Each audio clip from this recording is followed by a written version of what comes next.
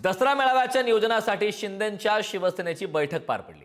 या बैठकीला खासदार मिलिंद देवरा, आमदार मुर्जी पटेल, आमदार मंगेश कुडाळकर, माजी खासदार राहुल शेवाळे, खासदार मिलिंद देवरा, किरण पावसकर यांच्यासह शिवसैनिक उपस्थित होते।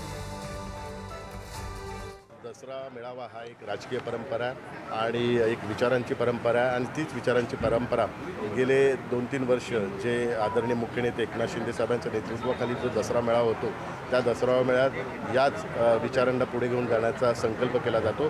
परंतु दुर्दैवाने जो दुसरा दसरा मेळावा होतो त्या ठिकाणी शिव्या देणे, टोमणे देणे आणि काँग्रेसचे जवळीक जाणे, जे शिवसेना प्रमुख बाळासाहेब ठाकरे यांच्या विचारांच्या विरुद्ध अशी त्या ठिकाणी वक्तव्य केली जाते।